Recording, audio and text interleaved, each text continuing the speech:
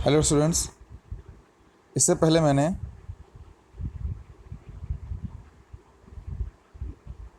Types of losses in pre-stress ये मैंने पढ़ा दिया था। अब इन सबको इंडिविजुअली एक्सप्लेन करना है और फॉर्मूले बताने का है लेक्चर में। तो इसमें आप सबसे पहले तो फॉर्मूले ज़्यादा डेरिवेशन के पीछे नहीं भागना चाहते, ज़रूरत नहीं है। सिंपली आप फॉर्मूले याद कर लीजिए, क्योंकि ये 6 फॉर्मूले ही याद करना है और इसकी कंडीशन समझनी है, बाकी कुछ इसमें करना है नहीं। मगर फिर भी इलास्टिसिटी जैसे मैंने एक आधे को मैं बता देता हूँ जो भी बुक में इसमें मौजूद हैं। जैसे कि ये गिवन है strain in concrete, strain in concrete दिया हुआ है stress upon modulus of elasticity. क्यों? Modulus of elasticity EC will be stress upon strain. ठीक है, तो ये उधर गया और ये वाला नीचे आ गया, तो ये आ गया FC upon EC। Next is compressive stress in steel. Compressive stress in steel क्या होना चाहिए? FC एक minute, E equal to stress upon strain होता है। तो स्ट्रेस इक्वल टू क्या होगा? स्ट्रेस इक्वल टू होगा modulus of elasticity into strain, multiply हो जाना चाहिए। मगर इसमें होना क्या चाहिए एक्चुअल में? जो आपका इसमें होना चाहिए वो होना चाहिए ES into small epsilon S into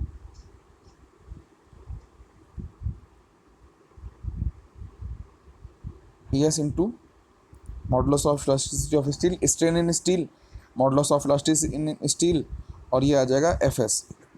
मगर ये FS आपको ये ES नहीं रख रहे हैं, हम ये EC रख रहे हैं। क्यों? क्योंकि जो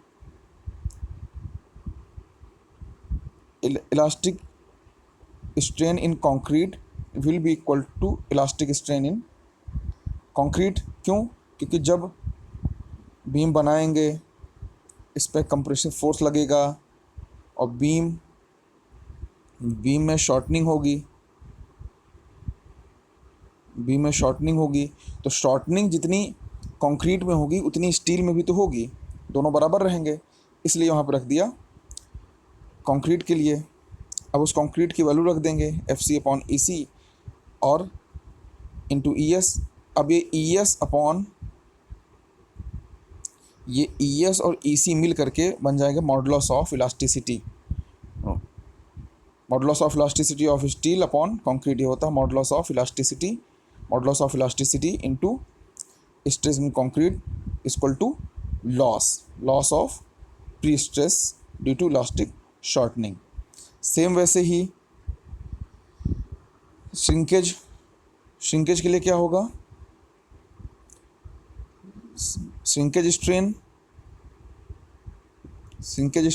ESH into modulus of elasticity, ये ठीक है। ESH की वैल्यू अगर गिवन है तो ठीक है, otherwise 0.00003 for pre tension element, और पोस्ट टेंशन के लिए ESH 0.0002 upon log 10/T+2 for post tension. और T क्या होगा? Age of the concrete at transfer मतलब जब उस पर लोड प्रोवाइड किया गया है। और इस वैल्यू को 10⁻⁴ से ज़्यादा नहीं लेते हैं किसी भी केस में। अगर ये वैल्यू 10⁻⁴ से ज़्यादा आ रही है तो इस वैल्यू को 10⁻⁴ से ज़्यादा नहीं लेंगे। दिस वैल्यू में भी ग्रेटर देन 50%, ये 50% से भी ज़्यादा हो सकती है। एटमॉस्फेरिक कंडीशन पे subject to maximum value of total shrinkage strain should be this, ये वैल्यू 3 × 10⁻⁴, सेम यही वैल्यू, यही वाली वैल्यू जो ये वाली वैल्यू है उसी वैल्यू को हम लेकर के चलेंगे। अब क्रीप ऑफ कंक्रीट भी सेम होगा। Creep of concrete shrinkage strain MFC ही होगा, मगर इसमें क्रीप कोफिशिएंट एक और आकर के ऐड हो जाएगा। क्रीप कोफिशिएंट बोलते हैं इसको, क्रीप कोफिशिएंट ऐड हो जाएगा। तो यहाँ पे क्रीप की वजह से जो भी लॉस होगा वो यहाँ से निकल के आएगा। अब इसमें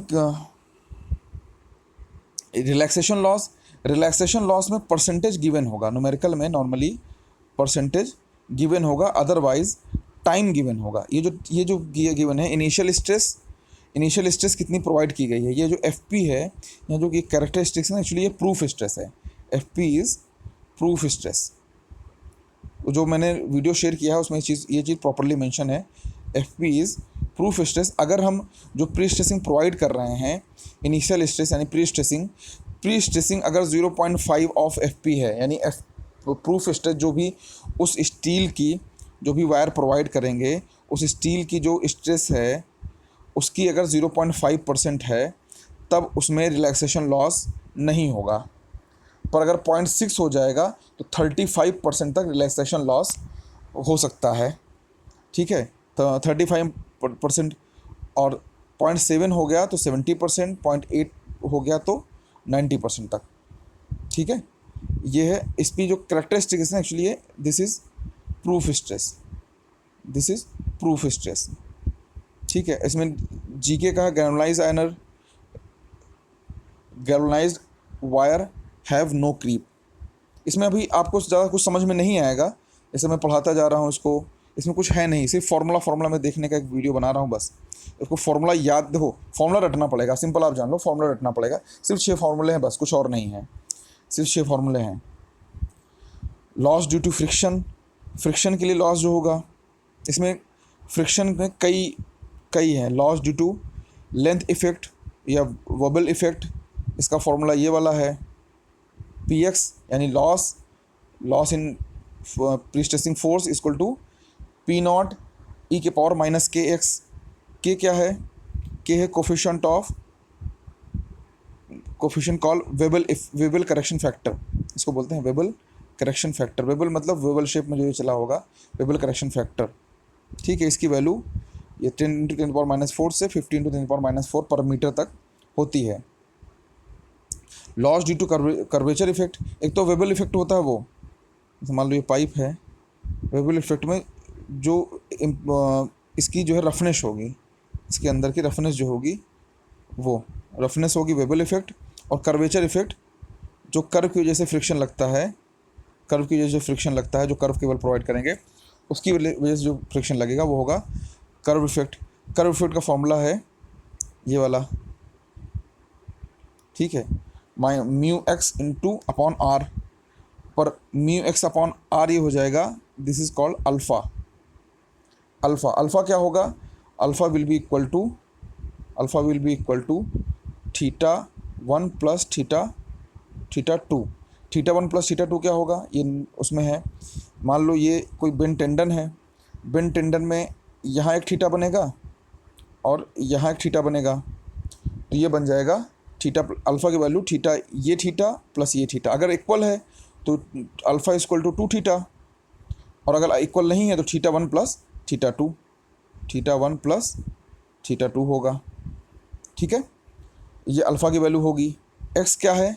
लेंथ है, एक्स अपॉन आर या एल अपॉन आर। ये वीडियो में मैंने उसमें उस वाले वीडियो जो मैंने शेयर किया यूट्यूब वाला, उसमें है, उसमें क्या है कि अगर एक तरफ एंकर लगा करके वायर पास कराया गया है और दूसरी तरफ से इसको पुलिंग की जा रही है, इसको पुल किया जा रहा है, तो ऐसी कंडीशन में एक्स की वैल्यू होगी, एक्स विल बी L/2, और दोनों तरफ से अगर पुल किया जा रहा है तो x इक्वल टू L होगा। ठीक है, ऐसी कंडीशन में x इक्वल टू L होगा। दोनों तरफ से पुल किया जाएगा तो x equal to L, half एक साइड से होगा तो x इक्वल टू L/2 होगा। ठीक है, IS कोड का रिकमेंडेशन है, ये IS कोड का रिकमेंडेशन है, ये value Px equal to loss कितना हुआ, Px equal to P naught e के पावर माइनस म्यू एक्स के एक्स, ये टोटल वैल्यू बता देगा फ्रिक्शन की। अब इसमें और भी सोल्यूशन है, इस सोल्यूशन का कहीं पे यूज़ है, इस वाले एक्सप्रेशन का ज़्यादा यूज़ नहीं है, क्योंकि आपको सारे फॉर्मूले पढ़ के रखने हैं। जहाँ पे ये यूज़ होगा डायरेक्टली, इससे डायरेक्टली स्ट्रेस निकलेगी। और वहाँ पे क्या है, ये जो अभी तक बाकी वैल्यूज़ हैं वहाँ पे डायरेक्टली सिर्फ फोर्स निकल रहा है, पी निकल रहा है। पर आपको निकालना क्या होता है, यहाँ पी निकल रहा है, आपको कैलकुलेट क्या करना होता है, पी अपॉन ए कैलकुलेट करना होता है, यानी स्ट्रेस सिग्मा। ठीक है, तो ये पी की वैल्यू निकल रही है डायरेक्टली, यहाँ पे स्ट्रेस वैल्यू निकलेगी यहाँ से। ठीक है, ये वैल्यू स्ट्रेस की निकलेगी। तो आप सारे फॉर्मूले पढ़ के रखेंगे हर कंडीशन का, जैसे जैसे न्यूमेरिकल आता जाएगा, जिस टाइप का न्यूमेरिकल आएगा, जिस फॉर्मूले पे बेस्ड न्यूमेरिकल आएगा, मैं उसको आपको पढ़ा दूंगा इसके हिसाब से। ठीक है, अब देखो सिंपल ये है, इसका जो फॉर्मूला बन रहा है,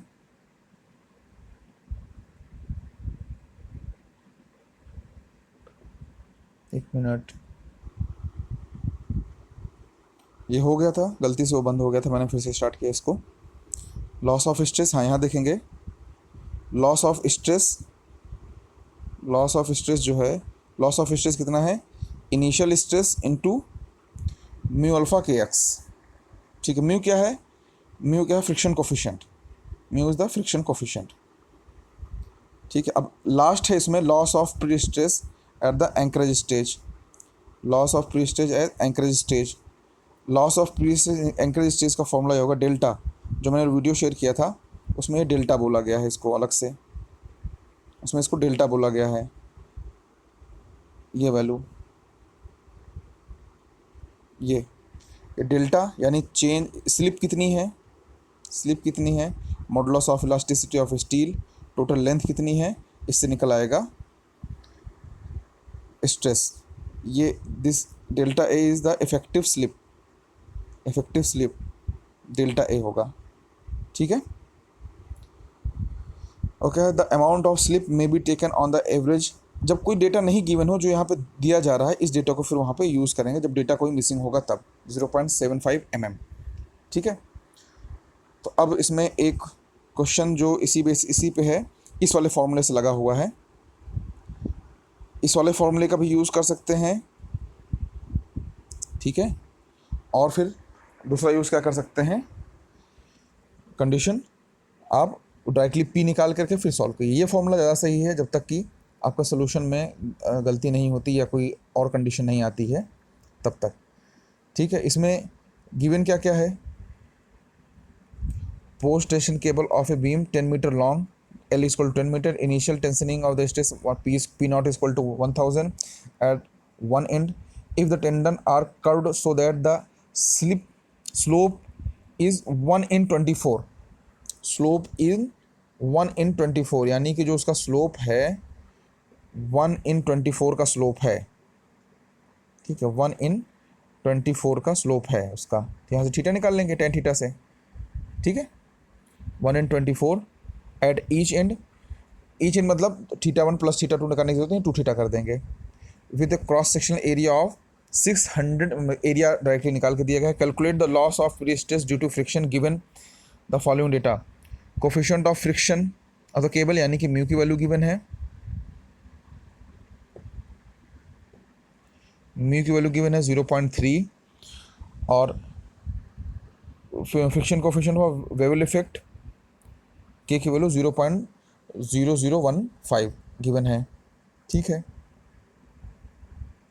के की वैल्यू 0.0015 गिवन है वेवल इफेक्ट की, और फ्रिक्शन वाला ये गिवन है। ठीक है, अल्फा इक्वल टू 2 थीटा रखेंगे क्योंकि दोनों साइड में सेम वैल्यू है, x equal to 10 metre given है। फॉर्मूला इस वाले को यूज़ कर सकते हैं यहाँ पे, अगर दूसरे फॉर्मूले के जहाँ भी वैल्यू यूज़ करने का आएगा मैं वहाँ पे बता दूंगा। ठीक है, दूसरे फॉर्मूले को भी यूज़ कर सकते हैं मगर उसमें कुछ चीज़ें फंस जाएंगी अभी, क्योंकि वो सोल्यूशन में ई की पावर में लेगा तो कुछ वैल्यूज चेंज आ जाएंगी।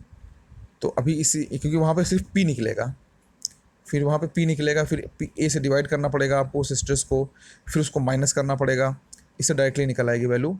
अगर इससे नहीं कोई सोल्यूशन इससे नहीं होता है तो फिर आप वहाँ पे दूसरे उसे सॉल्व करेंगे। ठीक है, अब यहाँ पे थीटा कैसे निकालेंगे, tan थीटा इक्वल टू 1/24, कैसे दिखाता हूँ, ये थीटा है, ये 1 × 24 है, तो tan theta equal to perpendicular upon base, tan theta आ जाएगा, दोनों साइड में सेम है तो tan थीटा इक्वल 1.24 हो गया, theta equal to 1.24, tan theta very small, ठीक है। तो अल्फा इक्वल टू 2 थीटा यानी 1/12 रेडियन में आ गया।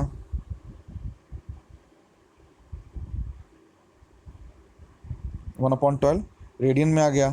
थीटा का अल्फा की वैल्यू निकल आई। अब सारी वैल्यूज़ को उठा कर रख दिया। लॉस ऑफ प्री स्ट्रेस जो निकला है वो P0 माइनस पी एक्स, ये जो Px की वैल्यू आएगी, Px की वैल्यू आएगी वो अवेलेबल स्ट्रेस आता है, Px की वैल्यू, Px की वैल्यू अवेलेबल स्ट्रेस, P0 जो आता है वो इनिशियल स्ट्रेस, इनिशियल फोर्स, दोनों को माइनस करेंगे तब आएगा आपका change in stress. Change in stress upon में ए भी करना पड़ेगा इसको, इसीलिए Px मैं इसलिए कह रहा था उसको निकाल करके माइनस भी करना पड़ेगा, सब कुछ करना पड़ेगा, इसलिए डायरेक्ट ये फॉर्मूला ज़्यादा ठीक है जहाँ पे अप्लाई हो जा रहा है। तो सारी वैल्यूज़ रख दिए। इनिशियल स्ट्रेस वहाँ पे फॉर्मूला मैंने बताया था, initial stress into mu alpha plus के एक्स इक्वल टू एल होगा।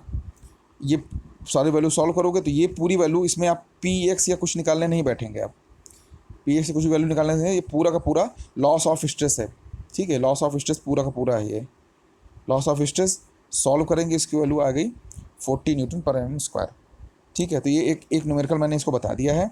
अब इसके आगे का न्यूमेरिकल देखो, बहुत बड़े बड़े न्यूमेरिकल इसमें होंगे मगर सोल्यूशन बहुत छोटा छोटा होगा। तो मैं एक दो न्यूमेरिकल अब डेली आपके हर एक उससे बनाता रहूँगा। आप इसको पढ़ते चलें, क्योंकि अगर गेट की तैयारी भी कर रहे हैं जो स्टूडेंट्स, उनके लिए भी ये इम्पॉर्टेंट है। गेट की तैयारी वाले स्टूडेंट्स के लिए भी ये इम्पॉर्टेंट है, तो गेट की तैयारी भी करते चलें, क्योंकि ये 2 या 3 नंबर में RCC के पोर्शन में आता है ये, तो इसलिए ये भी पढ़ लोगे आप और गेट की तैयारी भी हो जाएगी।